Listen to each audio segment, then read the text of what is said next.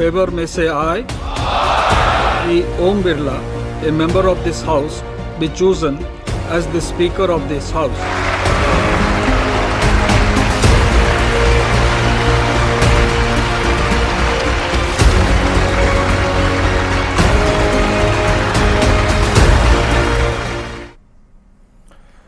नमस्कार, news 18 special देख रहे हैं आप। आपके साथ मैं हूं संतोष गंगवार। संसद के लोकसभा सदस्य का चुनाव संपन्न हो गया है। ओम बिरला एक बार फिर से ध्वनि मत से संसद के अध्यक्ष चुन लिए गए हैं, जिसके बाद प्रधानमंत्री मोदी और विपक्ष के नेता राहुल गांधी दोनों मिलकर अध्यक्ष ओम बिरला को उनके आसन तक लेकर गए। चुनाव पूरा होने के बाद लोकसभा में जिस तरह से माहौल दिख रहा है, उससे तो यही अनुमान लगाया जा सकता है कि संसद का सत्र आने वाले दिनों में हंगामेदार रहने के आसार हैं, क्योंकि संसद के अध्यक्ष पद के चुनाव को लेकर जिस तरह से बयानबाजी हो रही थी, उसने अपने आप में काफी कुछ कह दिया है।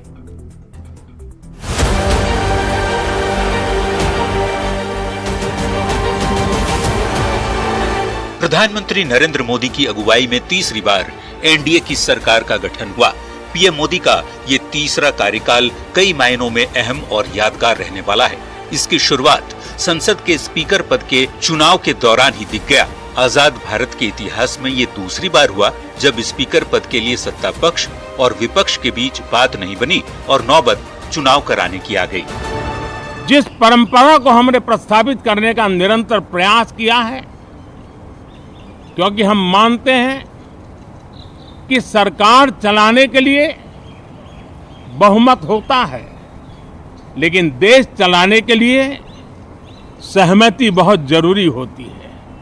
और इसलिए हमारा निरंतर प्रयास रहेगा कि हर किसी की सहमति के साथ, हर किसी को साथ लेकर के मां भारती की सेवा करें, 140 करोड़ देशवासियों की आशा आकांक्षाओं को परिपूर्ण करें। हम सबको साथ लेकर के चलना चाहते हैं। लोकसभा स्पीकर चुनाव के लिए एनडीए और इंडिया ब्लॉक के नेताओं के बीच बैठक हुई, लेकिन इस बैठक में दोनों पक्ष के बीच बात नहीं बनी।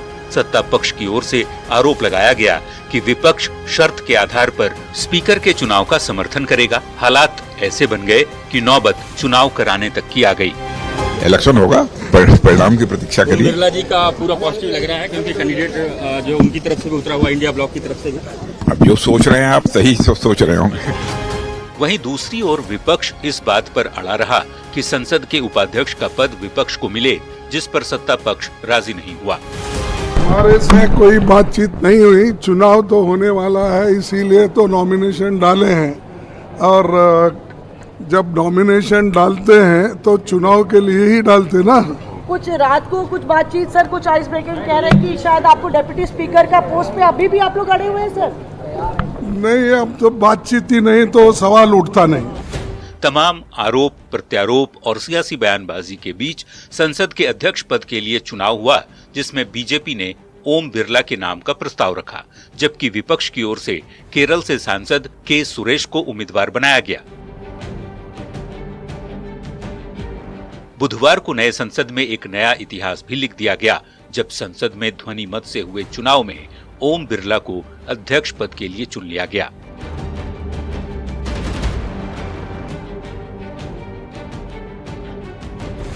स्पीकर के चुनाव के बाद लोकसभा से ऐसी तस्वीर आई जो एक स्वस्थ लोकतंत्र होने का परिचय देती है। ओम बिरला के स्पीकर चुने जाने के बाद प्रधानमंत्री नरेंद्र मोदी और विपक्ष के नेता राहुल गांधी दोनों ओम बिरला के पास पहुंचे और उन्हें बधाई दी। इस दौरान पीएम मोदी और राहुल गांधी ने एक दूसरे से हाथ भी मिलाया और दोनों ओम बिरला को उनके आसन तक छोड़ने भी गए।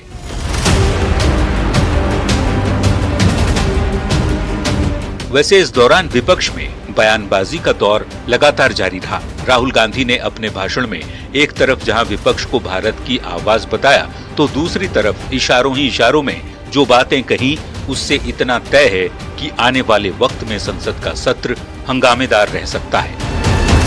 Confident that you will allow us to represent our voice, allow us to speak, allow us to represent the voice of the people of India. Speaker sir, the question is not how efficiently the House is run.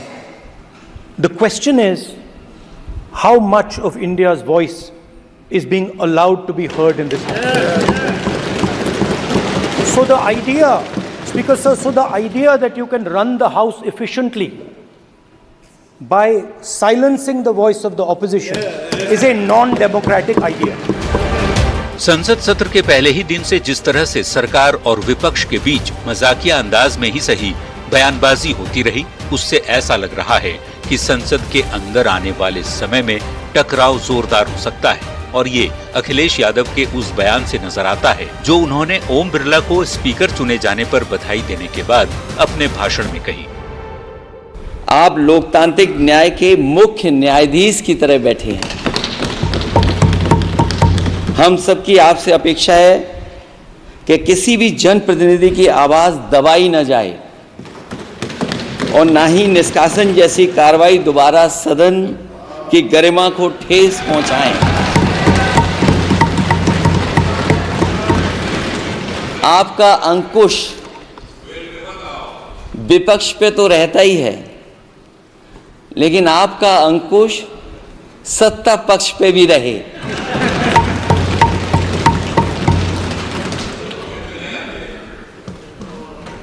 अध्यक्ष महोदय, आपके इशारे पर सदन चले,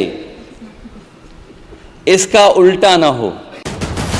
ओम बिरला का बतौर speaker ये दूसरा कार्यकाल है। इससे पहले मोदी सरकार के दूसरे कार्यकाल में भी उन्होंने स्पीकर का दायित्व संभाला था और इस बार भी राजस्थान के कोटा से तीसरी बार सांसद चुने जाने के बाद एनडीए ने उन्हें लगातार दूसरी बार लोकसभा का अध्यक्ष बनाया। पीएम मोदी ने भी उनकी तारीफ करते हुए कई अहम बातें कही और उनके पिछले कार्यकाल की याद दिलाकर जमकर तारीफ भी की। आदरणीय अध्यक्ष महोदय, ये सदन का सौभाग्य है कि आप दूसरी बार इस आसन पर विराजमान हो रहे हैं। आपको और इस पूरे सदन को मेरी तरफ से मैं बहुत बहुत बधाई देता हूं कि ज्यादातर स्पीकर या तो उसके बाद चुनाव नहीं लड़े हैं या तो जीत करके नहीं आए हैं। आप समझ सकते हैं कि स्पीकर का काम कितना कठिन है कि उसके लिए दोबारा जीतना मुश्किल हो जाता है, लेकिन आप जीत करके आए हैं, इसके लिए एक नया इतिहास आपने गढ़ा। संसद का सत्र इस बार कई मायनों में बेहद अहम रहने वाला है और इसकी एक वजह ये भी है कि एक तरफ जहां पिछली बार से अच्छा परफॉर्मेंस करने वाला विपक्ष नई ऊर्जा से भरा हुआ है, तो दूसरी तरफ मोदी सरकार के लिए भी ये कार्यकाल कई मायनों में अहम है, क्योंकि पीएम मोदी ने जिस 2047 तक विकसित भारत का टारगेट रखा है, उससे ऐसी उम्मीद की जा रही है कि आने वाले वक्त में पीएम मोदी इसी संसद से कई ऐसे फैसले ले सकते हैं जो स्वर्णिम भारत के इतिहास में दर्ज हो जाएगा। Bureau report, news 18।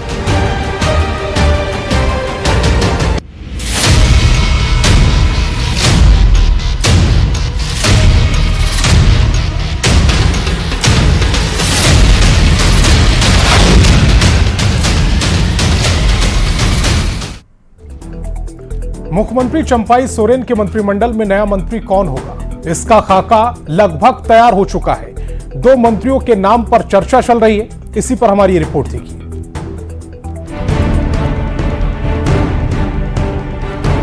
तो हो गया फाइनल, नए मंत्री का शपथ ग्रहण जल्द। आलमगीर की जगह अगला मंत्री कौन? इस विधायक की बदल सकती है किस्मत। इरफान अंसारी और बैजनाथ राम को मिलेगा मौका।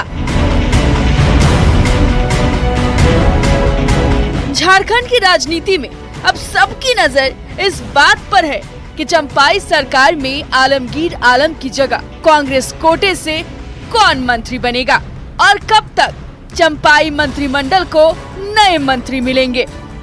उससे आप लोग बहुत जल्दी हो जाएगा, नजदीक में है। क्या इस हफ्ते में इसके बहुत नजदीक है। बहुत जल्द हम ये कह सकते हैं कि मंत्री पद का शपथ ग्रहण जो है राज्य में होगा। सूत्रों के मुताबिक 28 जून को 2 मंत्रियों का शपथ ग्रहण हो सकता है। अल्पसंख्यक कोटे से इरफान अंसारी और एससी कोटे से बैजनाथ राम के नाम पर चर्चा चल रही है। तो कीर्तिमान विभाग में स्थापित कर दूंगा, मैं कहना चाहता हूँ आपको। अगर ऐसा हुआ, अगर पार्टी ने जवाबदेही दिया तो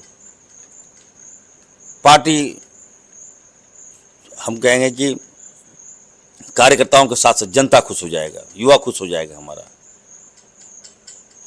और भाजपा का नामो निशान हम मिटा देंगे यहाँ से। झारखंड में नए मंत्री पद के शपथ पर बीजेपी ने तंज कसते हुए कहा, सरकार सिर्फ आश्वासन पर टिकी हुई है।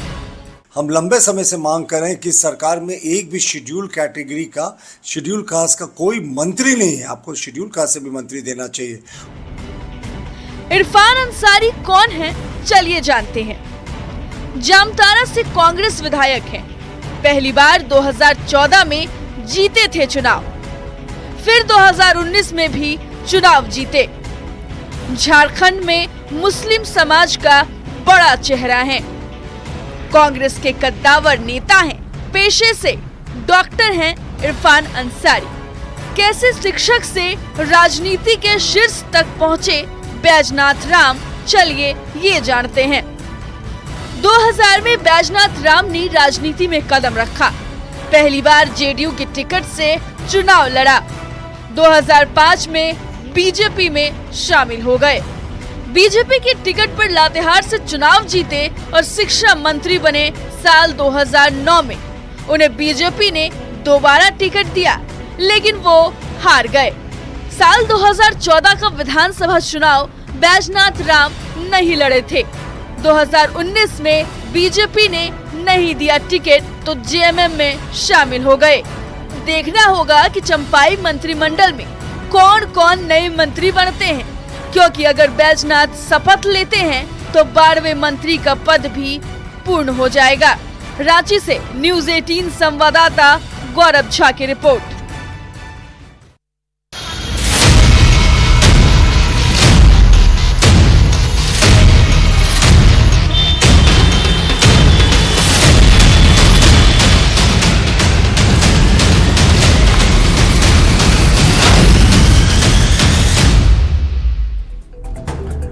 मानसून ने बिहार में अभी सही से दस्तक भी नहीं दी है, लेकिन शुरुआती बारिश ने ही कई जिलों में जल जमाव जैसी हालत पैदा कर दी है, जिसने बारिश को लेकर प्रशासन के दावों पर सवाल खड़े कर दिए हैं। साथ ही ये बारिश लोगों के लिए आफत बन गई है, चाहे अस्पताल हो या फिर मोहल्ला। मानसून की पहली ही बारिश से हर तरफ पानी ही पानी नजर आ रहा है।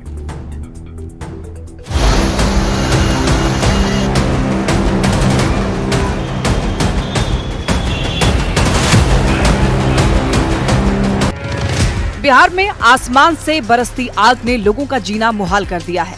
इस बीच अच्छी खबर यह है कि मानसून बहुत जल्द पूरे राज्य में राहत की बारिश बरसाने वाली है। कई जिलों में छिटपुट बारिश की खबरें भी आ रही हैं। मतलब मानसून की अभी अच्छे से शुरुआत तक नहीं हुई है, लेकिन हल्की फुल्की बारिश में ही प्रशासन और नगर निगम के दावे हवा हवाई होते हुए दिखाई दे रहे हैं।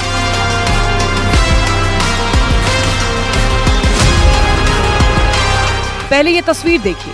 ये तस्वीर है गोपालगंज के मॉडल सदर अस्पताल की, जहां हर दिन सैकड़ों की संख्या में मरीज आते हैं। लेकिन इस तस्वीर को देखकर आपको हैरानी हो रही होगी कि अस्पताल जैसी जगह में जहां लोग अपनी और अपनों की जान बचाने के लिए पहुंचते हैं, वहां की हालत ऐसी है कि मरीज के लिए अस्पताल के अंदर जाना भी मुश्किल नजर आता है।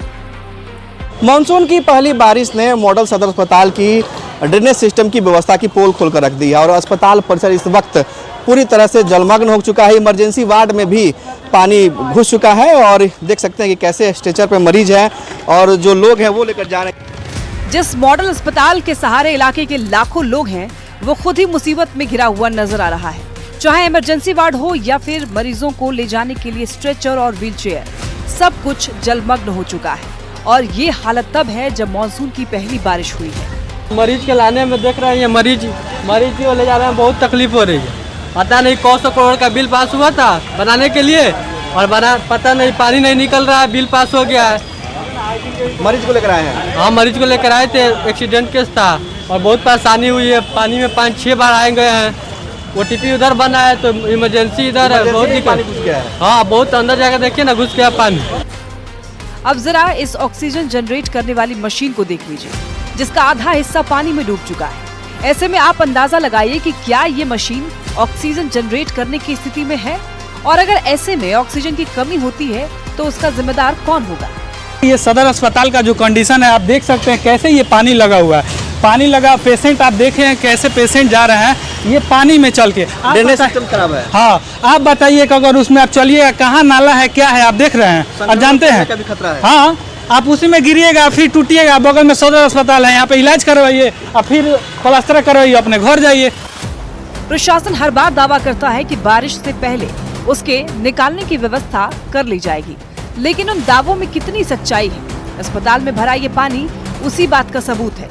हालांकि प्रशासन मोटर लगाकर पानी को बाहर निकाल रहा है, लेकिन सोचिए कि ये तो अभी मानसून की शुरुआत ही है और बारिश के मौसम में हर दिन बारिश होगी, तो क्या मोटर से पानी निकाल पाना संभव होगा।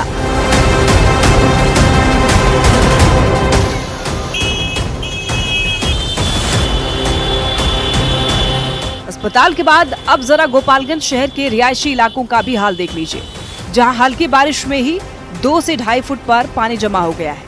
क्या सड़क, क्या दुकानें, हर जगह पानी ही पानी नजर आ रहा है। पहली ही बारिश में हालात ऐसे बन गए हैं कि पानी जमा होने से मार्केट की दुकानें बंद करनी पड़ गई। गोपालगंज में मानसून की पहली बारिश ने शहर की सूरत बिगाड़ दी है और ड्रेनेज सिस्टम खराब होने की वजह से VIP मोहल्लों में घुटने भर पानी लग गया है। और ये तस्वीर है गोपालगंज के थाना रोड की, जो थाना रोड से ब्रह्मचौक तक आने वाली जो सड़क है उस सड़क की ये तस्वीर है। और आप तस्वीरों में देख सकते हैं कि कैसे यहाँ पर घुटने भर पानी लग चुका है, यानी कि 2 से 2.5 फुट तक पानी सड़क पर इस वक्त बह रहा है।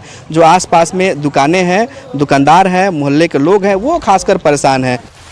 यहाँ हालात कितने बिगड़ गए हैं, इस बात का अंदाजा इससे भी लगा सकते हैं कि जल जमाव की वजह से स्कूलों की छुट्टी कर दी गई है। वहीं पानी नहीं निकलने की वजह से यहाँ लोगों ने खुद ही बांस की बैरिकेडिंग लगा दी है ताकि कोई हादसा ना हो। 2 बार कंप्लेन करने के बाद नाला का निर्माण हुआ जो काफ़ी लागत से बना हुआ है और पहले से स्थिति बदतर हो चुकी है। सारे लोगों के अंदर घर में पानी घुसा हुआ है और हमने श्रीमान को बोला है कि आकर अपने से निरीक्षण कर लीजिए, लेकिन कोई इस पर सुनवाई नहीं हो रहा है। जी, बोला हुआ गया है और इसका जो है ना हम लोग बदतर स्थिति बना हुआ है। सारे मोहल्लावासियों जो है आक्रोश में है। सड़कों और मोहल्लों में भी पानी भरने से स्थानीय लोग तो परेशान हैं ही, मार्केट बंद होने से लोगों को आर्थिक तौर पर भी नुकसान हो रहा है। यहाँ की जनता का मांग था कि दोनों तरफ का नाला का निर्माण हो जाए, जिससे पानी का निर्यात हम लोगों को मिल जाएगा। हम लोगों ने दोनों तरफ का नाला का निर्माण करवा दिया, लेकिन फिर भी हम लोग देख रहे हैं कि स्थिति जो की त्यों बनी हुई है। हम लोग प्रयासरत हैं। अब जरा गोपालगंज से लगा हुआ इलाका वाल्मीकि नगर की ये तस्वीर देखिए, जहां बारिश शुरू होते ही पहाड़ों से एक तरफ भूस्खलन जारी है और बारिश का पानी सड़क के रास्ते इस तरह से तराई वाले इलाके में जा रहा है, मानो ये सड़क नहीं बल्कि यहाँ नदी बह रही है, जिससे इस सड़क से गुजरने वाली गाड़ियाँ रोक दी गई है। इस तरह के भूस्खलन और सड़कों पर तेज बहाव से पानी गुजरने से स्थानीय लोग और पर्यटकों को भी काफी खतरा हो सकता है। इसके बाद अब जरा अररिया की इस तस्वीर को भी देख लीजिए, जहां आश्रम मोहल्ला रोड पहले ही बारिश में जलमग्न हो गया, जिससे एक तरफ जहां स्थानीय लोगों को काफी दिक्कत हो रही है, तो दूसरी तरफ इस रोड से गुजरने वाली गाड़ियां, चाहे मोटरसाइकिल हो या फिर कार या फिर रिक्शा ही क्यों ना हो, सबको परेशानी हो रही है। अररिया में लगातार मूसलाधार बारिश के बाद जो है अररिया शहर में नारकीय स्थिति बनी हुई है। तस्वीर दरअसल अररिया के पौष इलाके आश्रम मोहल्ले की है, जहां पर भीषण जलजमाव की समस्या से लोग परेशान हैं और तस्वीर में साफ तौर पर देख सकते हैं किस तरीके से यहां पर जलजमाव की वजह से जो बाइक सवार हैं, जो रिक्शा चालक हैं और जो यहाँ के शहरवासी हैं वो काफ़ी परेशान हैं। और अररिया नगर परिषद द्वारा जो है बिल्कुल यहाँ पर तैयारी नहीं नजर आ रही है और अररिया नगर परिषद जल जमाव को लेकर कितना तैयार है वो तस्वीर को देखकर समझा जा सकता है। अररिया नगर परिषद करोड़ों रुपए लगाकर नाले का निर्माण तो करवा दिया है, लेकिन जिस तरह से हल्की बारिश में पूरी सड़क जलमग्न हो गई है, ऐसे में सवाल तो उठेगा कि उस करोड़ों रुपए से बनाए गए नाले का क्या फायदा, जिससे मोहल्ले का पानी तक बाहर न निकल सके। जलमग्न के इतना ज्यादा परेशानी है कि अभी गाड़ी लेके टपने में हमको काफी दिक्कत का सामना करना पड़ा। देखिए यहाँ तक पानी आ गया था, थोड़ा सा अगर कहीं गड्ढा रहता बीच में तो हम गाड़ी लेके गिर भी सकते थे। अब जरा अनुमान लगाइए कि ये स्थिति तब है जब बारिश अभी पूरी तरीके से शुरू भी नहीं हुई है। कई जिलों में तो लोग गर्मी से परेशान हैं। ऐसे में एक तरफ जहां इस बारिश से लोगों को गर्मी से तो राहत मिल गई, लेकिन सड़कों, अस्पतालों और मोहल्लों में पानी जमने से मुसीबत भी बढ़ गई है। ऐसे में नगर निगम के अधिकारियों के उन दावों पर बहुत सारे सवाल उठते हैं, जिसमें वो हर बार बारिश का पानी निकलने के लिए व्यवस्था करने का दावा करते हैं, लेकिन अफसोस कि हर बार पहली ही बारिश में वो दावे पानी में ही बह जाते हैं। गोपालगंज से गोविंद कुमार, अररिया से सतीश कुमार के साथ ब्यूरो रिपोर्ट, न्यूज़ 18। तो न्यूज़ 18 स्पेशल में फिलहाल इतना ही। आप देखते रहिए न्यूज़ 18 बिहार झारखंड।